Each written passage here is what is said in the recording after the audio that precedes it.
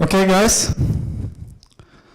Hello, thank you for coming to our session. We are going to talk about introduction to UI test automation.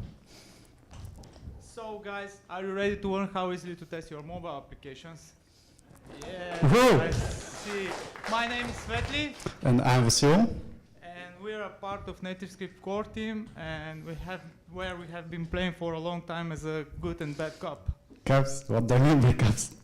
Yeah, pretty much like that. We love to beat our developers. I thought me more like this. Like this? No. Okay, seriously. This session was scheduled to be the last one. And why? Because testing is always last. Okay? But still, fortunately, we have time to talk about this. And we want to try to help you to show how we do it. And yeah. Okay, guys, let me ask you a question. How many of you test on mobile applications? How many? Come on, raise your hands. More, Yeah. please, more. That's not good, Vasco. I told you we have to do. Calm down. Yeah, That's I'm why. calm, but I'm just telling you, no? That's why we're here to try to help. So, I'll do it. what are the usual excuses because people don't test? Yeah, first of all, there is not enough time. Maybe it hasn't been planned, or if planned, the development didn't go well, so again, there is no time for testing. Yeah, and another reason is when we don't know how to test, when we don't have an appropriate tools, and it's kind of difficult. But guys, you know, you should test. You don't want to get this rating. And of course, your future self wants you to start writing your tests just right now. So, what we're going to talk about today, we're going to present nativescript-dev-appium plugin. I'm sorry if you don't hear me. I am trying to speak louder. But we're going to present nativescript-dev-appium plugin. We're going to talk about how to install it, how to configure it. We're going to play a live demo with it, talk about benefits, and of course, drawbacks. Yeah, but let's start briefly with our story. Back in time when we started NativeScript, we needed to quickly build UI functional tests and establish a scalable continuous integration system in order to help development of the framework. I started to sweat when I remember this. Yeah, back then we have like few major requirements. First of all, we didn't want to reinvent all the automation. We wanted to use already established good practices to reuse, for example, WebDriver protocol, and again to reuse our skills and knowledge. Then we didn't want to modify up-enter test. We really believe that you should test what you're going to release. It comes with the need to execute tests on both platforms, Android and iOS. So basically to write a single test and execute it on each and every Android, iOS version. And last and most important, all of this should scale. Should scale in order to be able to maintain the quality of the framework. Exactly. Then it comes Appium. It was like the logic choice to make. And Appium is an open source model testing framework. Basically, with it, you are able to test native, hybrid, mobile web applications. And it met most of our requirements as not modifying couple-under test, using known APIs, WebDriver protocol, and of course we have the choice of language to use. But how we needed to solve the scale problem? Let me explain that. So, in other words, in order to scale our tests and to be able to test all the things we are doing there, we need to create something that allows us to write tests with ease. And it wasn't that easy with Appium. So back then we decided to create our framework that is on top of Appium. And it's actually a Java framework, which is open source. But with a single code base, you can write tests for both platforms. And it's really very easy to start with. And you have also an extended gesture and action supports. you have an image comparison, device management, and of course a shiny reporting. But with the time, the JavaScript ecosystem's abilities kind of evolved, and we grown up, and then we felt the need to build something in the JavaScript ecosystem where you can reuse your skills, where you can reuse your setup. You don't need to use anything related to Java, and that's how we came with. Yeah, we did nativescript-dev-appium plugin. Work sometimes. Okay, so basically we started it as an experiment. Yeah.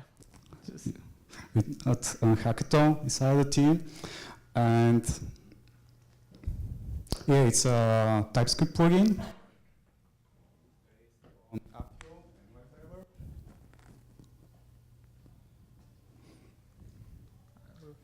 And allows you to execute tests both on Android and iOS. Yeah, here, let me explain. Like, it's basically the almost the same like functional test core, which was the Java-based solution. It has some locators. It has an extended gesture support. You can compare images. You can do a lot of stuff with it. So the difference there is. As it is in JavaScript, we use Mocha as a default unit test runner, where basically you can use any JavaScript runner that you want, like Jasmine or whatever. Yeah, exactly. So it comes to installation.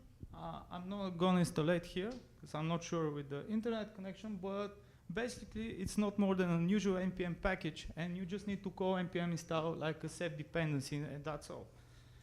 As the plugin is based on Appium, you need to install Appium specifically, as we suggest to install it globally in order to use it for all the tests of your applications.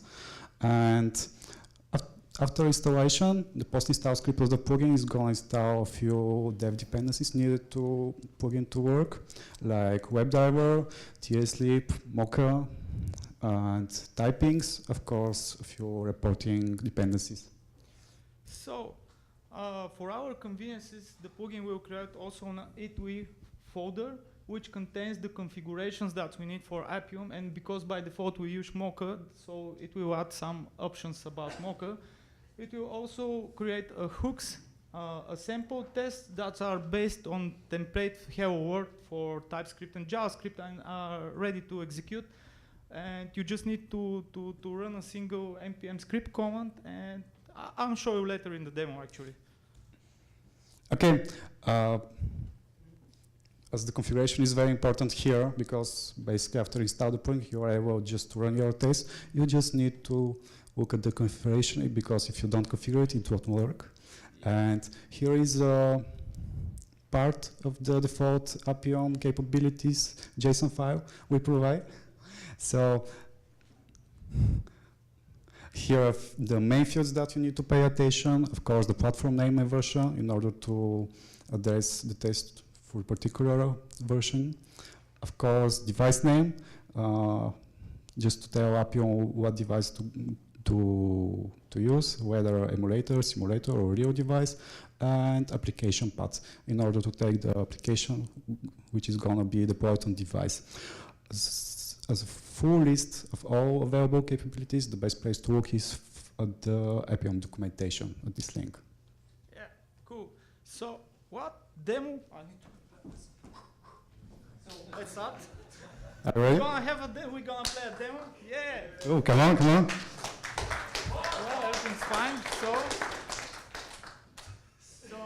I have an emulator here, and I have the nativescript template, hello world template for Angular. So what we're gonna do here, we're going to execute two tests. The first one will swipe to the bottom, let's see, and we will find this Messi Player.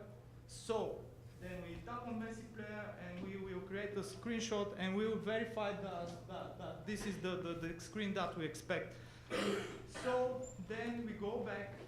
Let me see. Yeah, we go back. We scroll to again. Really? Sorry, guys.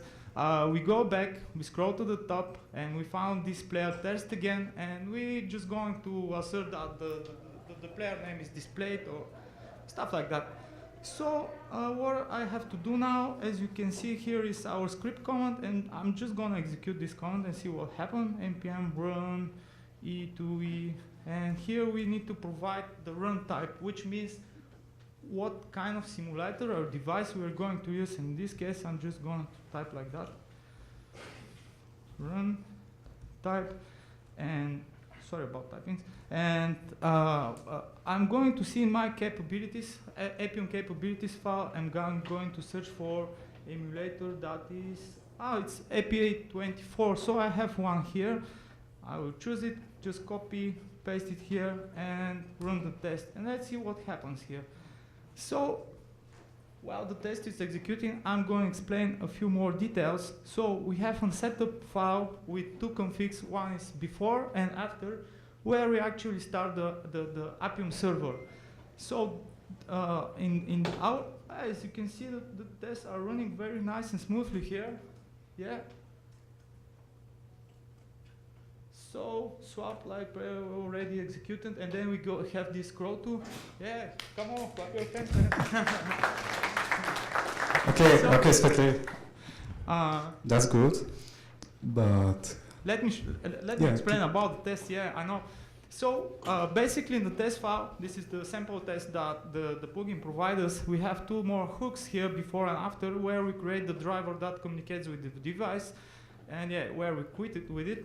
And then after each test, we have another hook where if the test fails, we just log a screenshot so that you can see what was the problem with the test and why it fails. So what we have in the first test, we swipe down a few times. As you can see, we just provide some point, and like the third argument is something like an inertia that we use just to make this swipe gesture. And then we find this Messi Player. We find another Player. Sorry about pronouncing. And yeah, basically, we tap on this Messi Player. We verify that this Player is no more visible, and we are on the correct screen. And then we create this. We call this compare screenshot method, where compare screens actually, where we just pass the name of the image and we take the screenshot of the emulator and we just compare it. Another test is exactly in reverse. So, but the difference here is that we use scroll to element, which basically means, let me try to make it like that. Maybe it's better. Sorry. So basically here we scroll to an element, and so far we're scrolling, we're trying to search for this element, and it tries to scroll with an exact step. So that means we not just swiping, we try to scroll like 400 pixels and so. And then we find this player, and yeah, we assert that the player is already displayed. okay, good. I just wanted to ask you, maybe it would be great to write a simple test from scratch to show the audience what the plugin provides. Well, why not? We can try. We have time, so let's see what will happen. So I'm going to delete this. Oh, guys, don't do this. Don't delete this test. Yeah, that's not a good practice. This is only for the demo. I just want to remove them. There's too much code here. And I'm going to write another test. I'm going to call it demo. And maybe what we're going to do here, I was thinking about, maybe find another player, Messi Player. He's a very famous one. And we just assert that the name of the player is there, or we can assert the position of the or simply we can make a screenshot picture and use our image verification feature. We can. I thought we were going to keep it simpler. Yeah, it's simple, that's what why we're going to show it. We have to explain then more, but I'll try to. Vasco. So basically what I'm doing here, I create just another function. And first of all, I will try to show we are going to find the list with the all players here that we have. So I'm going to do it like const list view is equal to await. We always have to await the calls to the server driver And here we can use different elements for searching. In this case, I'm going to search element by class because I know that there is only a single list and it will be very easy. So find by class name, and then I'm going to provide the locator that I need to find this list. And in this case, it's driver, locators, list view. And that's pretty much all for finding the list view. Then we need to find this Messi Player, and I'm going to execute another code. So Messi Player. Sorry for the guys that are like Real Madrid. Sorry like for them. Yeah, Madrid fans. So I'm going to call list view, and then I'm going to tap something like scroll to element. I use this because I'm not sure where this Messi Player is, and I just want to find it. So we need here to provide a few more arguments like direction of scrolling. Let's say direction, we're going to scroll down because this is our first test and we are on initial position. Then I need to provide a function that will search for our element, and in this case this is driver, find element by text. So I'm just going to type here Messi, which is something like that, I believe. And then I'm going to specify a search options,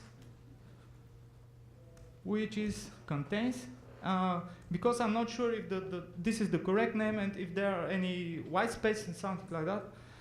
And then I'm just going to provide some step that I need to scroll, let's say 400 pixels. So in this, we find Messi Player, and we have to then maybe I'm going to search for another player, let's say Iniesta.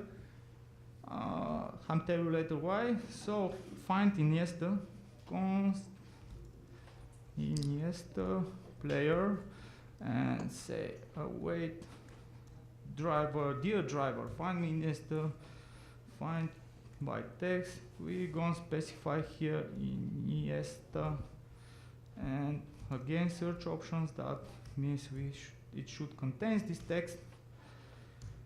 And then what I'm gonna do, I'm just gonna tap on Messi Player. Yeah. Messi Player dot tap. And of course, don't forget to await the call, because we always create the calls to the server. And then tapping on this, I'm going to assert that the Iniesta Player is no more visible. Iniesta Player wait for exist node, where I'm just gonna pass like not more than 2 seconds.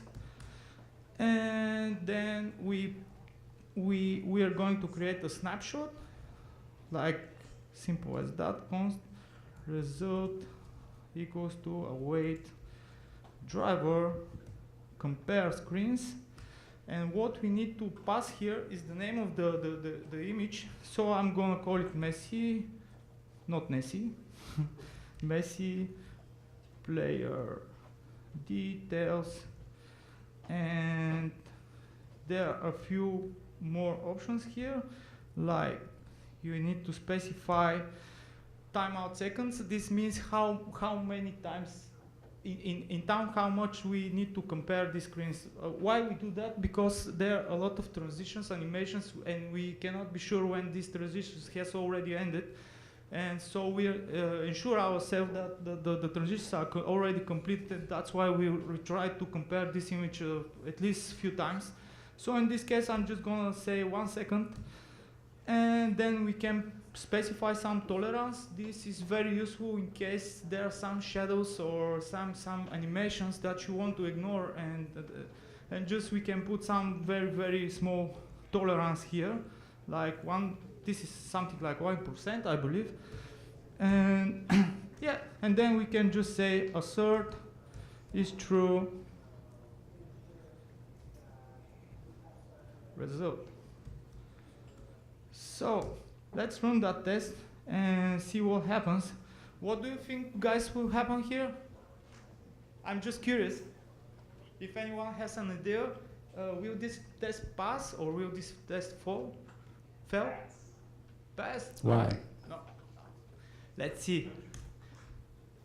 It will fail. Why? Because I'll tell you why. Because we don't have this image. Messi Player details. We don't have it. So the thing here is when we don't have this image, we are gonna try to create it, and we're gonna put it in results. So basically you can choose the image, and you just can replace it with and use it like an expected image. Let me show you, because I'm not good in explaining it, obviously. So here we have reports, and in reports, as you can see, we have a lot of images already created of this Messi. Let's see, Messi Player. So we have one actual, second actual, third actual image. So we can just pick one of those images and put it here in our resources under the name of the emulator. Yeah, we actually saved it already there as Messi Player actual Messi Player data. You just can choose another one. It's up to you. Actually, I want to show something else. What will happen if we just replace and we use some other image like the one that we used in the previous test. Let me just copy the name of the player. It's Messi Player, and I'm gonna use in the test that I just wrote. So let's see what will happen then. Like that. Let me execute again. So npm run it with the same command. And so what do you think will happen now? Again, please, come on. The test will fail. This was easy, I know. But yeah, so basically what says us the output here, it just tries to compare this image a few times, and it just output that this image is not, it has some difference, and the compare failed. And if we go back to the report, we're gonna find out that it has created for us an image that has a suffix div. And actually, when I tap on it, you can see the differences here in red, and you can see the expected one and the actual one, which is very, very useful. So that's all for me. Okay. Do you want me to go back to the presentation, or you have something else to? Please, let's get back to the presentation. Okay, we saw a lot of stuff. I hope all of them would be helpful for you. And now we are just gonna try to sum it up. But first, our idea is the plugin to be really easy, really wide, just to install it and start writing and executing your tests.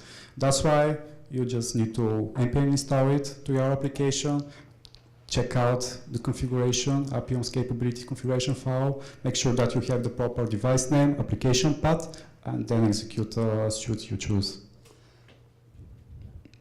So, the benefits of the plugin. So, we wrap the most common locations. Basically, you need just to write driver location, locators, list view, and under the hood is gonna look for native Android widget list view and the respective component on iOS. Oops. Yeah. Then we have different find strategies. The common, the well-known find by XPath, by class name, accessibility ID. In our favorite and most used find by text. Actions and gesture support. The basic actions everybody needs.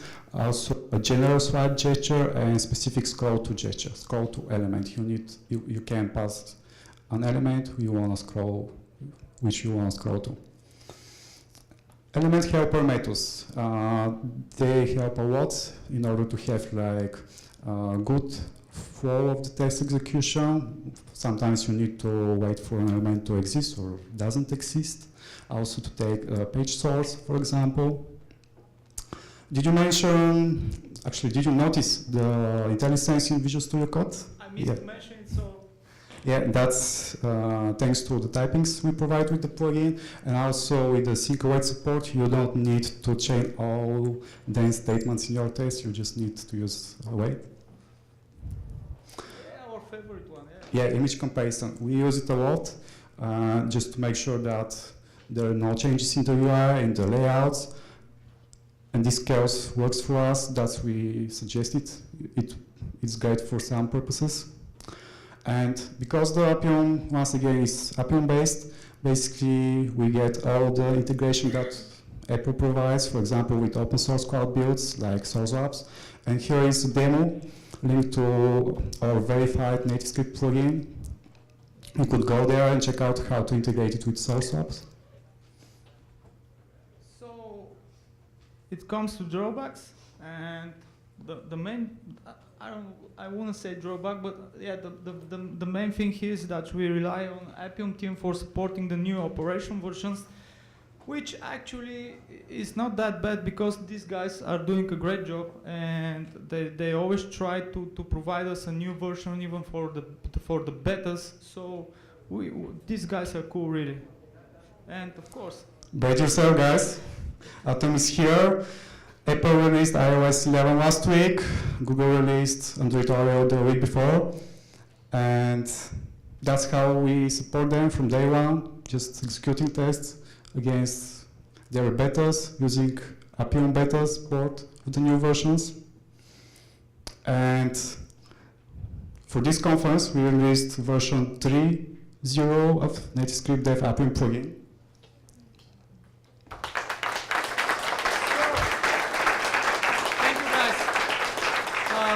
What's that?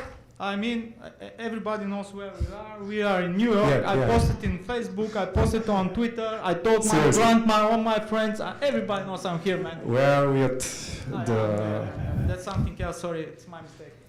Okay. Our continuous integration scales greatly at the moment. Basically, when we build a native application, we are able to execute its tests in 10 to 30 minutes, depending from the size of the application.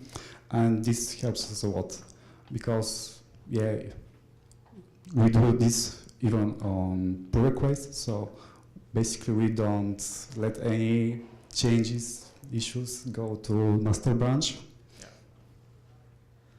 So we're going to talk about numbers. Actually, I'm not going to talk about numbers. We see great numbers here. We test on a lot of devices, simulators, different API levels. We do a lot of stuff here. I just want to mention that thanks to nativescript-dev-appium plugin, we even increased these numbers, and our developers has already automated, I think, 2 or 3 applications, and they're very happy with the plugins. So you can find a few of them in the nativescript Angular repo where there's an E2E tests. Yeah, we basically enjoy those tests. Yeah, this is our working.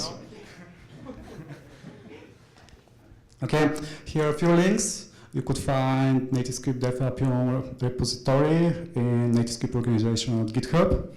Here is a short demo for today. And below you can find already written tests used in production for verified nativescript Angular plugin. Yes, so if you have any questions, you can find us and ask wherever you want. And if you have time, we can answer even now. Yeah, yes, so thank you guys. We appreciate your feedback, and we are glad if you contribute. Here are handles in GitHub, Twitter, community Slack. Yeah, please give a try to the plugin. I hope it would be helpful for you. It helps us a lot already. And let us know your feedback, your vision.